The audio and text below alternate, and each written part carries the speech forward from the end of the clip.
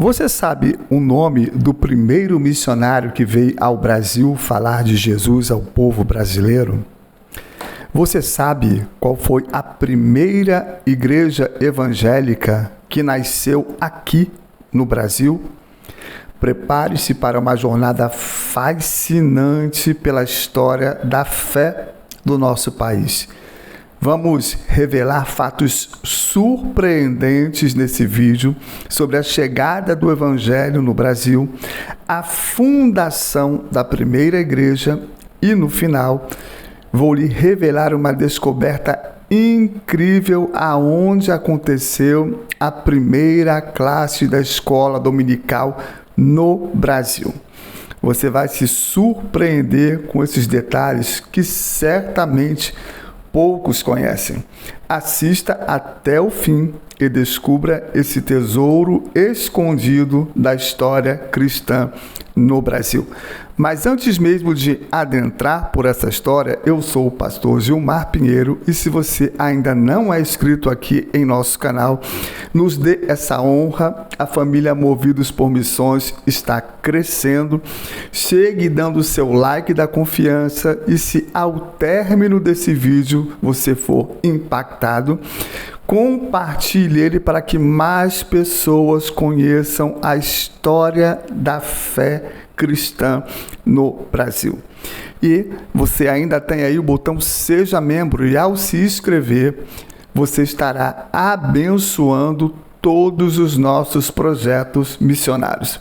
Sem mais delongas, o primeiro missionário que veio ao Brasil falar de Jesus ao povo brasileiro foi o Dr. Robert Kelley.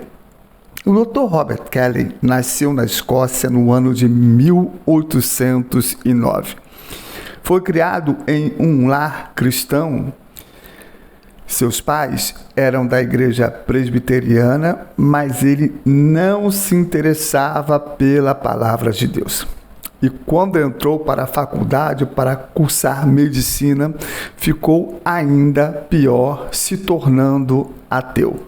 Após se dedicar anos e anos e se formar, um dia ele foi visitar uma velhinha que era a sua paciente.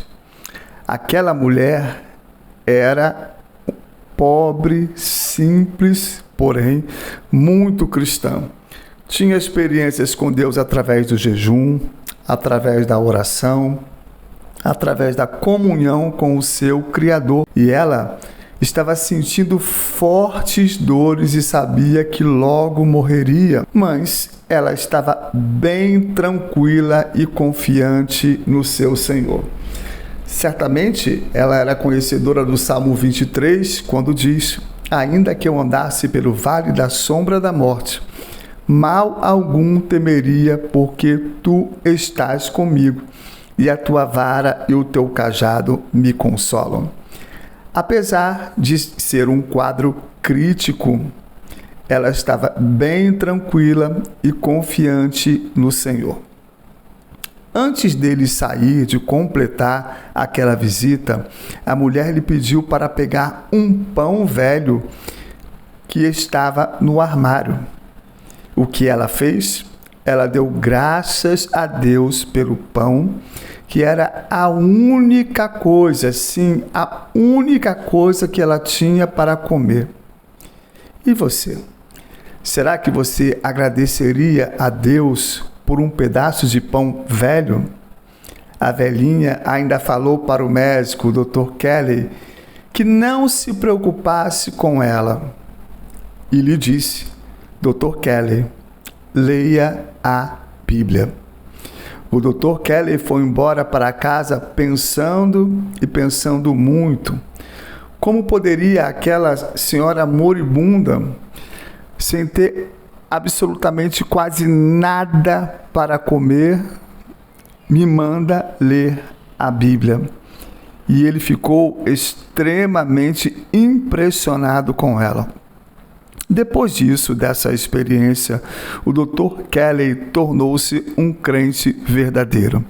Sim, o Espírito Santo, no meio daquela situação toda, no meio daquela visita, quebrantou o coração do Dr. Kelley. e ele entregou a sua vida ao único, suficiente Salvador, Jesus Cristo. Ele ficou extremamente impactado e impressionado com a fé daquela senhora. Ao entregar a sua vida para Cristo e se tornar um crente verdadeiro, sua vida mudou radicalmente. Muito tempo depois dessa experiência, ele sentiu a chamada de Deus para missões. Dr. Kelly quis ir para a China e sua esposa também. Porém, antes deles embarcarem, ela ficou extremamente debilitada e doente, e assim era impossível eles irem para a China. Para ver se ajudava a saúde da sua esposa, o Dr. Kelly resolveu levá-la para a Ilha da Madeira, uma pequena ilha portuguesa perto da África. Logo que chegaram lá, Dr. Kelly começou a estudar o português. Sim, porque o evangelho, ele é proclamativo, ele é querigmático.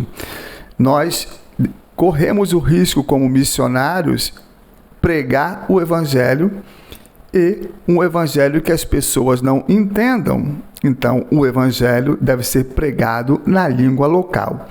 Então, o Dr. Robert Kelly começou a estudar o português e pouco tempo depois já ensinava a palavra de Deus em português.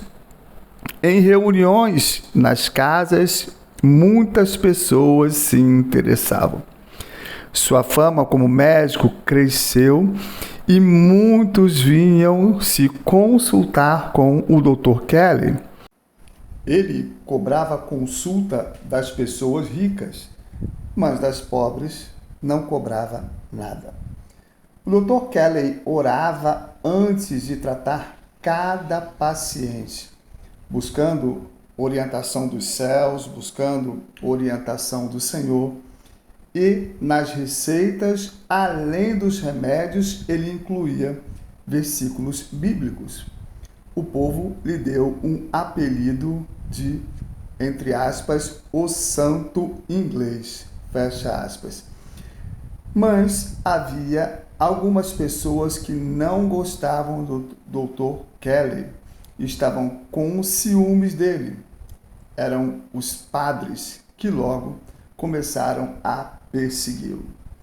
Seus amigos queriam que ele fugisse da ilha, mas ele permaneceu firme, inabalável, confiante no Senhor, ensinando a palavra de Deus a todos, ricos e pobres, e seguia tratando dos doentes e moribundos. Mas um dia ele foi preso e ficou 6 meses na cadeia por pregar o evangelho. Após sair da prisão, teve dificuldade de exercer a medicina. Certo dia, precisou vestir-se de mulher idosa, fingindo que estava doente para fugir da ilha. Ele foi carregado até o navio numa maca. Do navio, o Dr. Kelly e sua esposa viram as chamas de sua casa, que foi incendiada, e todos os seus livros, absolutamente todos os seus livros, foram queimados. Eles voltaram para a Escócia e logo sua esposa morreu. Ele se casou de novo com a missionária Sarah Kelly e, no dia 9 de abril de 1855, eles embarcaram no navio com destino ao Brasil, com um propósito de evangelizar os brasileiros. Semanas depois, desembarcaram no Rio de Janeiro. Eles foram morar na cidade de Petrópolis, onde o Dr. Kelly começou a trabalhar como médico, inclusive sendo médico do imperador Dom Pedro II.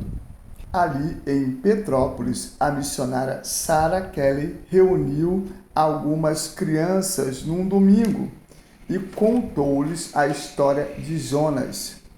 E assim começou a primeira escola bíblica dominical no Brasil, em 1855. Algumas semanas depois, o Dr. Keller começou a ensinar a palavra de Deus aos adultos. Apesar de pessoas aceitarem a Jesus como Salvador, havia muita perseguição e não era fácil ser crente naquela época. Mas o Dr. Keller e sua esposa ficaram firmes e a igreja evangélica no Brasil começou a crescer. Eles tiveram a ajuda de algumas pessoas crentes que, por causa da perseguição na Ilha da Madeira, vieram para cá.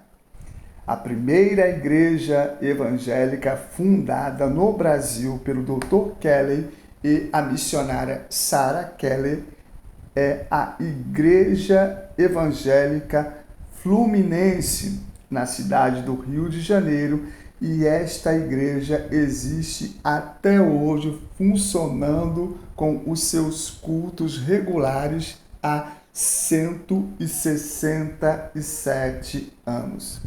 A missionária Sarah Keller, além de ser missionária, ela era musicista e ajudou a criar um hinário na língua portuguesa que ainda está em uso até o dia de hoje. Vários hinos do cantor cristão são de composição da missionária Sarah Keller.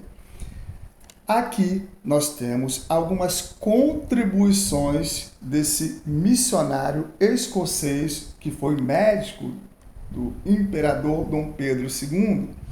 Ele contribuiu como médico na situação sanitária do país, criou classes de estudo para negros na época da escravatura, viabilizou registros de nascimentos, óbitos e casamentos, autorização para celebração de casamentos por pastores, porque até então não era permitido, e a autorização para sepultamento de evangélicos nos cemitérios públicos. O Dr. Keller foi uma pessoa extremamente extraordinária e que nos deixou um legado incrível. Eu mesmo já fui visitar a Igreja Evangélica Fluminense. Ela está situada na Rua Camerino, número 102, Rio de Janeiro, no centro da cidade, em Gamboa. A sua fundação foi dia 11 de julho de 1858, portanto, há 167 anos. Lá na igreja há um acervo incrível, um museu aonde vários registros, a pedra fundamental da igreja, registro do programa Boas Novas na Rádio Guanabara, a Bíblia de uso pessoal do Dr. Keller, suas cartas direcionadas a Dom Pedro II.